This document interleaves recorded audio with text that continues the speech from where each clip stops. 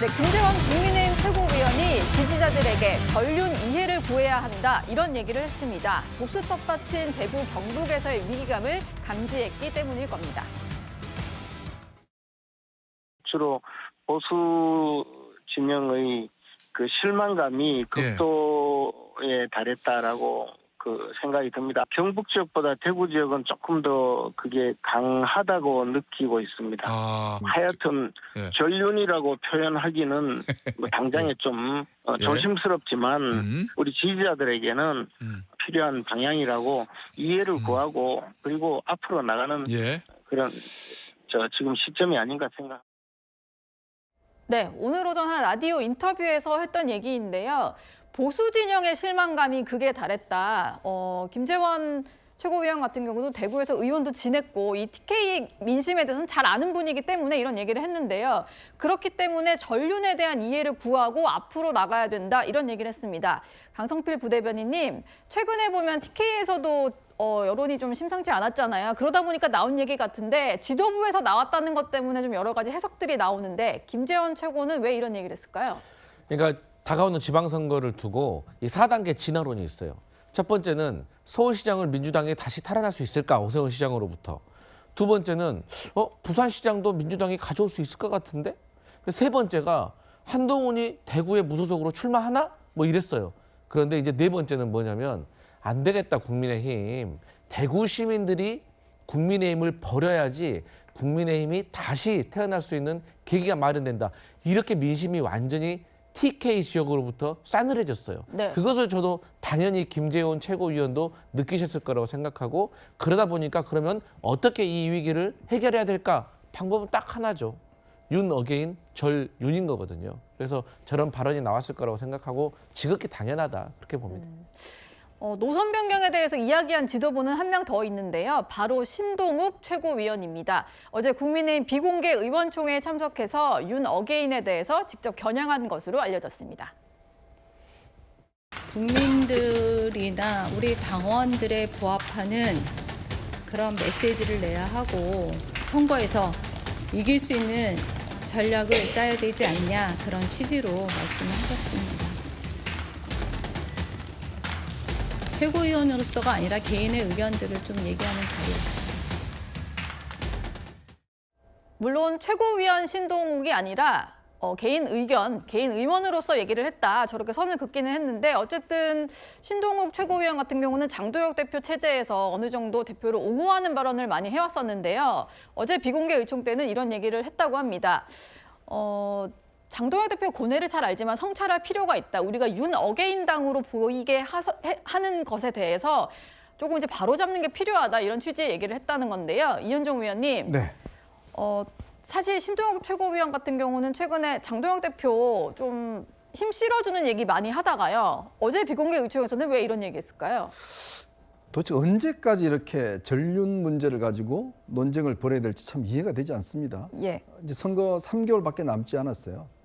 도대체 언제까지 이 문제를 가지고 이렇게 당 실랑이를 벌일지 이미 장동혁 대표를 제외한 지도부조차도 이제 안 된다. 전륜해야 된다는 이야기를 하고 있지 않습니까?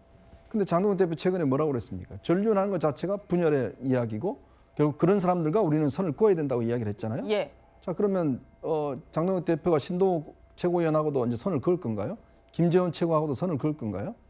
김재원 최고가 제가 참 인상적으로 봤던 게 어제 본인이 선거운동하면서 라이브 방송을 했어요. 그러니까 이 경북 지역에 가면서 경북지사 출마 선언하셨죠? 출마 운동을 했는데 거기에 한 어르신이 이제 식사를 하고 계신데 예. 김재원 최고가 다가가서 이제 인사를 하니까 치아보러 가라 막 이러면서 이제 그냥 이게 싸늘하게 대하시는 장면이 있더라고요. 이게 보면서 아마 본인도 선거 현장에 가보면서 지역의 싸늘한 민심을 느꼈을 겁니다. 그러니까 저런 이야기를 하는 거거든요. 불과 얼마 전까지만 하더라도 한동훈 잘 쫓아냈다. 그다음에 뭐 이제 저런 뭐 이 장동혁 대표를 옹호하는 이야기하고 신동욱 대표도 마찬가지예요. 최고위원도 본인도 방송 나가서 계속 옹호하고 그랬지 않습니까? 예. 근데 이제 정작 다녀보니까 다르거든요. 그리고 이제 본인한테 지금 서울시장 출마하라고 막 하는 모양이에요. 아마 저는 그것도 좀 원인이 될 수가 있다는 생각이 들어요. 자, 지금 상황에서 이렇게 여론이 안 좋은데 오세훈 시장하고 지금 서울시장을 경선을 한다라고 그러면 본인한테 또 부담이 될 거 아니겠습니까? 네. 그러니까 아마 이제 이렇게 이야기를 하면 두 사람 다 장동혁 대표 지지층들로부터 굉장히 비난을 받을 겁니다. 지난번 김민수 최고위원이 한번 이야기했다가 온통 사실은 비난을 많이 받았잖아요. 자, 그러면 저는 이제 장 대표가 정말 이 결단을 내려야 될 시기가 아닌가 싶어요. 예. 아니 본인 주변에 최고위원 하는 사람들마저도 다 저런 식으로 이야기를 하고 하는데 도대체 뭘 믿고 지금 저런 이야기를 하는 것 자체가 오히려 그런 사람들하고 우리가 끊어야 된다. 그 입장을 유지하고 있는 거죠.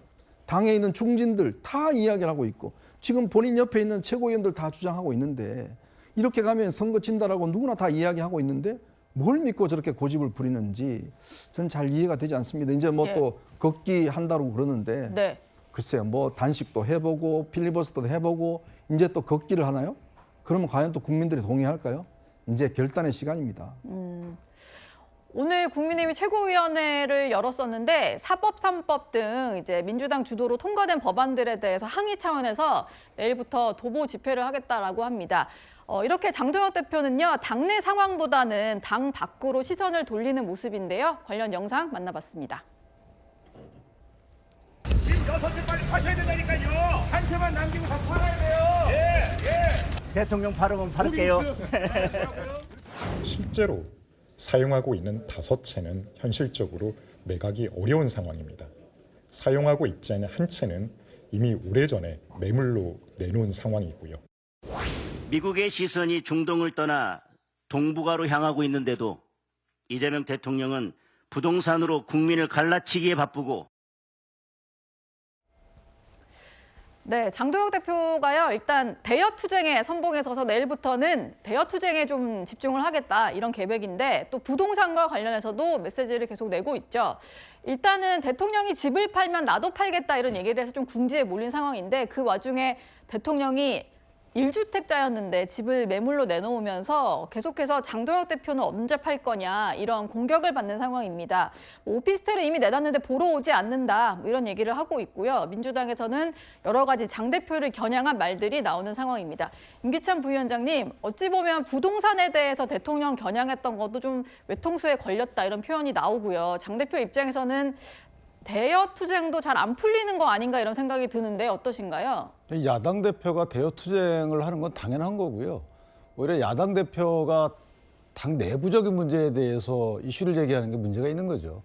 그런 이제 당내 세력이 약한 분들이 당내 이슈를 제기하는 부분이 있는 건데 그 부분이 이제 선거 국면에서 좀 적절하지 않다라고 보는 거고요. 당 대표가 저렇게 대통령의 매각과 연관돼서 본인이 약속한 부분은 잘못된 거였죠. 사실 저 부분은 이제 외통수라는 표현까지 쓰는데 예. 문제는 뭐냐면 야당 대표가 왜 아파트를 안 팔지 이런 문제가 본질이 아니고 일단 대통령이 아파트 파는 문제도 본질이 아니었어요. 저 부분은 대통령이 아파트 1주택, 비주거용 1주택자에 대해서 팔라고 투기로 지정한 부분이 문제가 있다고 저희가 문제를 제기한 것이고 예. 그다음에 대통령이 신경 써야 될 주택 문제는 주거 안정이 주택 정책의 목적인 것이지 주택 가격의 하락이 주택 정책의 목적이 아니다라고 저희가 지속적으로 주장을 해왔던 거예요. 그래서 38주 이상 전세가가 올라가는 이 부분 어떻게 할 것이냐. 여기에 대해 대통령이 답을 내놓으셔야 되는 거죠. 주택이 투기자를 잡는 것이 주택 정책의 목적이 아니잖아요. 그래서 저희는 증세 목적을 위해서 빌드업 하는 거다라고 저희 나름대로 해석을 하고 있는 것이기 때문에 예. 야당 대표와 대통령의 집을 누가 언제 뭘 파냐가 논쟁의 핵심이 아니다. 이런 부분은 방송에서는 다룰 수 있어도 실제 국민들 주거 안정에 있어서는 어떻게 보면 사이드 문제이기 때문에 예. 개인적으로 보면 이 야당 측 다른 의원들 입장에서도 또는 또 야당의 다른 당, 개혁신당 이런 문제에 있어서도 국민의 주거 안정과 관련된 주택 정책의 갈 길에 대해서 문제 제기하는 게 맞는 것이지 저렇게 뭐 그 장동혁 대표가 외통수에 걸렸으니까 고소하다 이런 식의 반응은 저는 대통령과 야당 대표의 논쟁에 있어서 그 포커싱할 부분은 아니다 이렇게 봅니다. 예, 알겠습니다. 오늘의 5위로 만나봤고요.